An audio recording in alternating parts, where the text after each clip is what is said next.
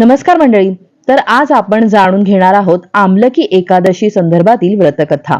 तर कुंतीनंदन विजया एकादशीचे महात्म्य ऐकून आनंदित होते, धन्य झाले होते. विजया एकादशीचे महात्म्य ऐकल्यावरती कुंतीनंदन भगवान श्रीकृष्णांना विचारतात की फाल्गुन महिन्यातील शुक्ल पक्षात येणाऱ्या एकादशीचे काय महात्म्य आहे. तेव्हा कुंतीनंदन खूप विनम्रतेने भगवान श्रीकृष्णाला हा प्रश्न विचारतात आणि त्यामुळे त्यांची विनंती ऐकून भगवान श्रीकृष्ण म्हणाले की फाल्गुन महिन्याच्या शुक्ल पक्षाला येणाऱ्या एकादशीला आमलकी एकादशी म्हणतात. भगवान श्रीकृष्ण म्हणाले की हे कुंतीनंदन, या एकादशीचे पवित्र व्रत हे विष्णू लोकाची प्राप्ती करून देणारा आहे. या व्रताची प्राचीन कथा अशी आहे की प्राचीन काळी महान राजा मांधाताने वशिष्ठ ऋषींना प्रश्न केला की महर्षी, आपण जर माझ्यावरती प्रसन्न आहात तर मला असे व्रत सांगा की ज्याने माझे कल्याण होईल.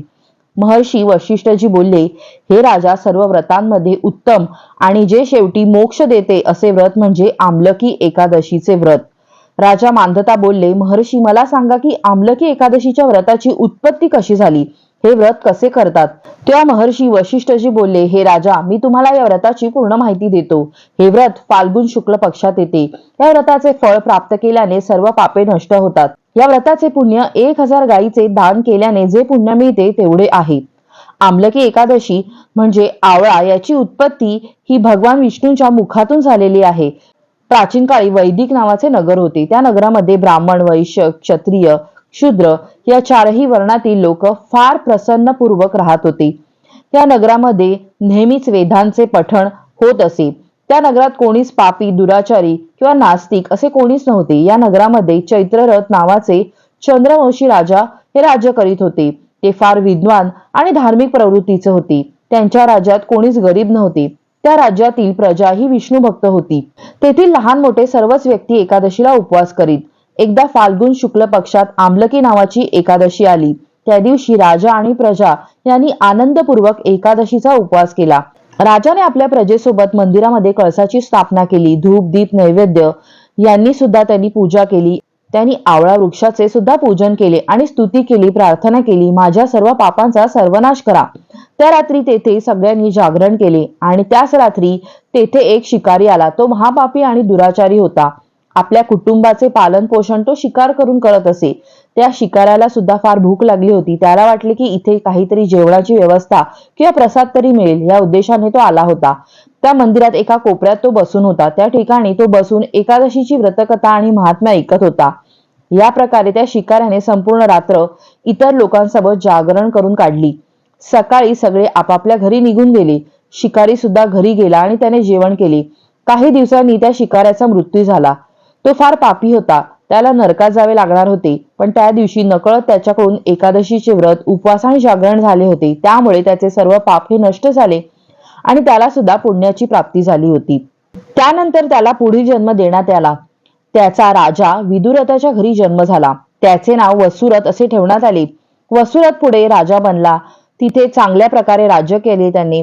त्याच्या चेहऱ्यावरील तेज हे सूर्याप्रमाणे होती. त्याची कांती सुद्धा चंद्राप्रमाणे होती. क्षमेची प्रवृत्ती पृथ्वीप्रमाणे होती. तो अत्यंत धार्मिक, सत्यवादी, कर्मवीर आणि विष्णुभक्त होता. तो प्रजेला पुत्रवत प्रेम देत होता आणि दान धर्म सुद्धा नेहमी करत होता. एकदा राजा वसुरथ शिकार करण्यासाठी गेला. त्याला दिशेची माहिती नसल्यामुळे तो जंगलात रस्ता भटकला. तिथेच एका झाडाखाली तो झोपला. काही काळाने तिथे डाकू आले. राजाला एकटे पाहून ते ओरडत होते, मारा याला, मारा. या राजाने आपल्या वडील, आजोबा, इतर बांधवांना मारले आहे आणि काहींना राज्यातून काढून टाकले आहे. आता आपण याला मारून बदला घ्यायला पाहिजे. एवढे ऐकून डाकू राजाला मारू लागले. डाकू शस्त्र आणि अस्त्राने राजावरती वार करत होते, परंतु अस्त्र आणि शस्त्र राजाच्या शरीराला लागतच नव्हते. ते नष्ट होत होते. राजाला फुलांप्रमाणे हे सगळे वार जाणवत होते.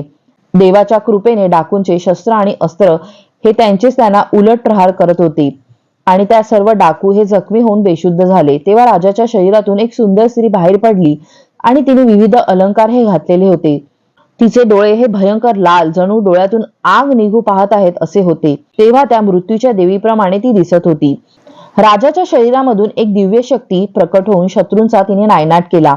हे असे काय घडले ह्याची जेव्हा त्याला प्रचिती प्राप्त झाली तेव्हा त्याला कळले की आपल्याकडून पूर्वजन्मी घडलेल्या आमलकी एकादशीच्या व्रताचा हा प्रभाव असून भगवान श्री विष्णूंनी आपल्यावरती कृपावृष्टी केलेली आहे.